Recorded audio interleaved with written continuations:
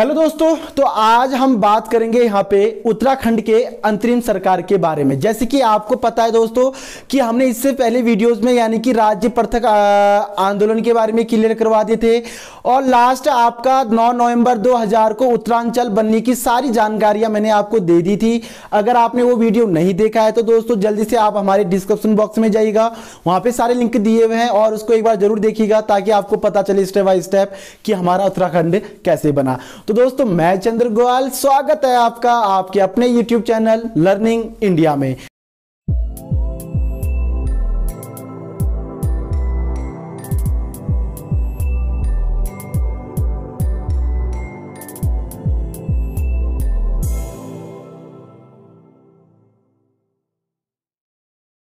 तो दोस्तों सबसे पहले अगर बात करें यहां पे उत्तराखंड के सरकारों के बारे में, यानी कि उत्तराखंड की सरकार कैसे बनी दोस्तों और उत्तराखंड में अंतरिम सरकार कैसे चली और किस तरह से चली, इसकी सारी जानकारियां मैं आपको इसी वीडियोस में देने वाला हूं। देखिएगा दोस्तों, जब 9 नवंबर 2000 को उत्तरांचल एक भारत का 27वां राज्य के रूप में जब उभरा तो यहां पे काफी दिक्कतें आई दोस्तों। ये आपको पता होगा, काफी यहां पे यूपी से जब अलग रहा तो दोस्तों यहां पे काफी चीजों का दिक्कत रहा और काफी रुझान आए, काफी तकलीफें आए, काफी एक संगठित रूप से अगर हम बात करें यहां पे तो काफी संगठन के बारे में केंद्र में भाजपा सरकार थी दोस्तों और उन्हीं के रूपांतर के रूप में उत्तराखंड में जो पहली सरकार बनी थी दोस्तों वह किसकी बनी थी, तो वह बनी थी दोस्तों भाजपा की। सबसे पहले आपको पता होना चाहिए कि उत्तराखंड में जो पहली सरकार बनी थी दोस्तों वह किसकी बनी थी, भाजपा की बनी थी। और भाजपा की जो पहली जो सरकार बनी थी और उसके जो पहले जो मुख्यमंत्री थे दोस्तों वह कौन थे, हमारे नित्यानंद स्वामी जी। सबसे पहले आपको एक पॉइंट पूरा क्लियर करना है कि जब 9 नवंबर 2000 को जब भारत का 27वां राज्य हमारा उत्तरांचल बना दोस्तों, तो उसमें हमारी टोटल यानी कि उत्तराखंड की अगर मैं बात करूं तो टोटल 30 विधान सदस्यों ने यहां पे क्या लिया दोस्तों, शपथ लिया। सबसे पहले आपको पता होना चाहिए कि जो हमारे विधानसभा सदस्य थे दोस्तों वो टोटल कितने थे, हमारे 30 थे। पहले अगर मैं बात करूं कि टोटल अगर मैं बात करूं कि विधानसभा जो सदस्य थे वह दोस्तों टोटल 31 थे, लेकिन जब यहां पे उत्तराखंड अलग हुआ, उत्तरांचल जब अलग हुआ और जब उत्तरांचल का जब पूरा रूप गठन हुआ दोस्तों तो उस समय एक सदस्य यानी कि जो यूपी के जो सदस्य थे दोस्तों उनका कार्यकाल पूरा हो चुका था, जिसके कारण 9 नवंबर 2000 को जब उत्तरांचल बना दोस्तों तो उस समय टोटल 30 विधानसभा सदस्यों ने क्या किया दोस्तों, शपथ ली। यह आपको पता होना चाहिए। और 30 विधानसभा सदस्यों में से 9 कैबिनेट मंत्री और 4 राज्य मंत्री के रूप में उत्तराखंड की सरकार ने क्या किया, उत्तराखंड की सरकार में आए दोस्तों। और उत्तराखंड सरकार में टोटल 9 कैबिनेट मंत्री, 4 आपके राज्य मंत्री और एक हमारे मुख्यमंत्री यानी कि नित्यानंद स्वामी द्वारा क्या किया गया दोस्तों, सरकार का गठन किया गया।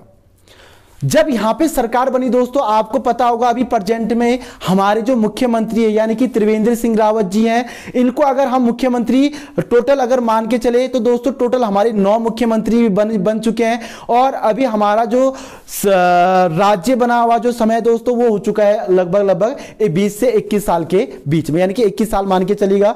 9 नवंबर को आपका 21 साल, 9 नवंबर 2021 को 21 साल हो जाएगा दोस्तों।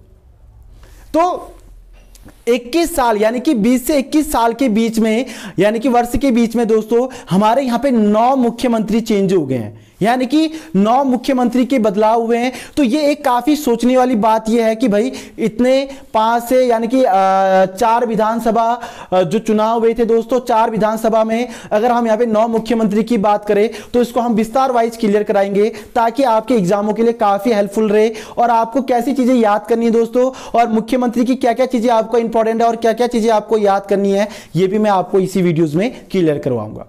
तो हम बात कर रहे थे दोस्तों 30 विधानसभा सदस्य जिसमें 9 कैबिनेट मंत्री और आपको मैं बता दूं 4 राज्य मंत्री के रूप में जब हमारे विधानसभा यानी कि विधान सभा के अकॉर्डिंग जो हमारी राज्य सरकार बनी, जिसके पहले जो मुख्यमंत्री थे दोस्तों वह कौन थे, आपके नित्यानंद स्वामी जी।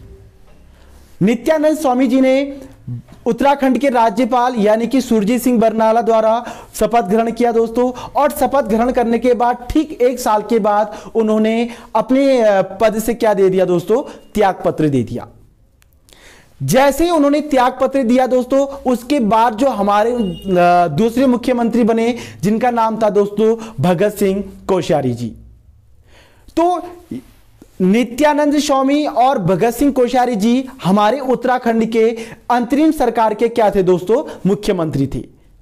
उसके बाद 14 फरवरी 2002 को उत्तराखंड में पहला विधानसभा क्या हुआ दोस्तों, चुनाव हुआ। पहला पॉइंट आपने ये क्लियर करना भाई कि उत्तराखंड की जो पहली सरकार थी दोस्तों, वह कौन सी सरकार थी, अंतरिम सरकार थी। अब ये अंतरिम सरकार होता क्या है, ये भी काफी बच्चों का कंफ्यूज रहता है कि सर ये अंतरिम सरकार किसे कहते हैं और ये अंतरिम सरकार क्या होता है। तो मैं यहां पे आपको एक पॉइंट क्लियर करवाऊंगा कि अंतरिम सरकार का मतलब होता है जहां पे बिना चुनाव का जो शासन चुना जाता है उसी को हम लोग क्या बोलते हैं दोस्तों, अंतरिम सरकार बोलते हैं। जैसे कि आपको पता होगा कि केंद्र में उस समय भाजपा की सरकार थी, जहां पे हमारे स्वर्गीय अटल बिहारी वाजपेयी जी हमारे उस समय प्रधानमंत्री थे दोस्तों। और उन्हीं के एक रूपांतरण के कार्य के अकॉर्डिंग हमारे उत्तराखंड में यानी कि उत्तरांचल में सरकार बनी थी और उस समय कोई चुनाव नहीं हुआ था और उनके अकॉर्डिंग उत्तराखंड में क्या रखा गया दोस्तों, एक सरकार का गठन किया गया और उसको जनता द्वारा ना चुनकर उनको सरकार के द्वारा चुना गया था और उन्हीं के अकॉर्डिंग हमारे यहां क्या बना दोस्तों, सरकार बना। तो आप ये कह सकते हो कि जब तक जनता नहीं चुनती है तब तक उसको अंतरिम सरकार कहलाया जाता है। जैसे कि अगर मैं बात करूं यहां पे 1947 में जब देश आजाद हुआ दोस्तों, 1950 में हमारे यहां चुनाव होते हैं। तो 1947 में जब देश आजाद हुआ तो उस समय भारत का जो अंतरिम सरकार था दोस्तों कांग्रेस पार्टी की, जिसमें हमारे अंतरिम प्रथम जो प्रधानमंत्री बने थे पंडित जवाहरलाल नेहरू जी, तो उसी कारण हमारे अगर मैं बात करूं अंतरिम सरकार की तो वही उत्तराखंड में भी रहा। तो अंतरिम सरकार के जो प्रथम जो मुख्यमंत्री थे दोस्तों वह कौन थे, आपके नित्यानंद स्वामी जी। और दूसरे अंतरिम जो मुख्यमंत्री थे वह कौन थे दोस्तों, भगत सिंह कोश्यारी जी। इनका कार्यकाल अगर मैं बात करूं तो 1 वर्ष कार्यकाल नित्यानंद स्वामी जी का और 1 वर्ष कार्यकाल किसका रहा दोस्तों, आपका भगत सिंह कोश्यारी जी का। और उत्तराखंड के प्रथम विधानसभा अध्यक्ष, ये काफी पूछा जाता है दोस्तों, ये बात आप लोग ध्यान दीजिएगा कि उत्तराखंड के प्रथम विधानसभा जो अध्यक्ष थे जो अभी हमारे स्वर्गीय हो चुके हैं दोस्तों, जिनका नाम था स्वर्गीय प्रकाश पंत जी और यह पिथौरागढ़ से थे दोस्तों। तो यह उत्तराखंड के प्रथम विधानसभा अध्यक्ष थे जिनको अंतरिम रूप से क्या किया गया था दोस्तों, चुना गया था। उसके बाद 14 फरवरी 2002 को उत्तराखंड का पहला चुनाव हुआ दोस्तों, जिसमें पूर्ण रूप से जो बहुमत मिली दोस्तों वो किसको मिली, कांग्रेस को मिली। और कांग्रेस ने पहला यहां पे क्या बनाया, अपनी सरकार बनाया। और उस सरकार में जो पहले मुख्यमंत्री बने दोस्तों वह कौन बने, आपके एनडी तिवारी यानी कि नारायण दत्त तिवारी जी। तो यहां पे 2 से 3 पॉइंट आप लोगों ने क्लियर करना है। पहले तो कि उत्तरांचल यानी कि उत्तराखंड 1 जनवरी 2007 को उत्तरांचल से उत्तराखंड नाम पड़ा दोस्तों, ये आपको पता होना चाहिए। लेकिन अगर हम बात करें उस समय उत्तरांचल की, तो उत्तरांचल में टोटल 30 विधायक के साथ हमारी एक सरकार बनी थी और 30 विधायक की सरकार में 9 कैबिनेट मंत्री और 4 हमारे क्या बने थे, राज्य मंत्री बने थे। पहले जो मुख्यमंत्री थे नित्यानंद स्वामी जी थे दोस्तों, उसके बाद उन्होंने अपना पद छोड़ा कब, 26 से 28 अक्टूबर के बीच में यानी कि 2001 को उन्होंने छोड़ा। उसके बाद भगत सिंह कोश्यारी जी को यह पदभार दिया गया और उन्होंने भी लगभग 2002 में उन्होंने क्या कर दिया था, अपने पद से इस्तीफा दे दिया था दोस्तों।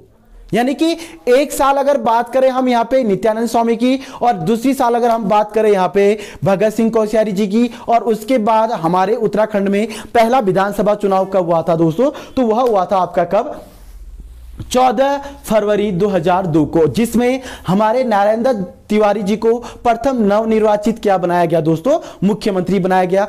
और यह अभी तक के, ध्यान दीजिएगा, और यह अभी तक के उत्तराखंड के पहले ऐसे मुख्यमंत्री हैं जिन्होंने अपना पूरा 5 साल क्या किया दोस्तों, पूरा किया हुआ है, जिसके कारण इनको उत्तराखंड का विकास पुरुष भी कहा जाता है। तो यह पॉइंट भी आप लोग क्लियर कीजिएगा दोस्तों।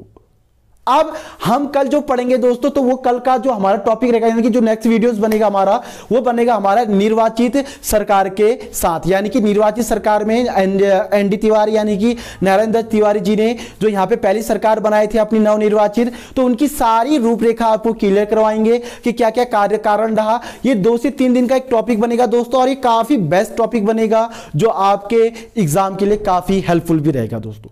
तो ये वीडियो यहां पे मैं समाप्त करता हूं दोस्तों। अगर आपको ये वीडियो पसंद आया है तो दोस्तों वीडियो को लाइक कीजिएगा, चैनल को सब्सक्राइब कीजिएगा, ताकि ऐसी वीडियोस में आपको कंटिन्यू यहां पे दे सकूं। तो दोस्तों जय हिंद, जय भारत, जय उत्तराखंड।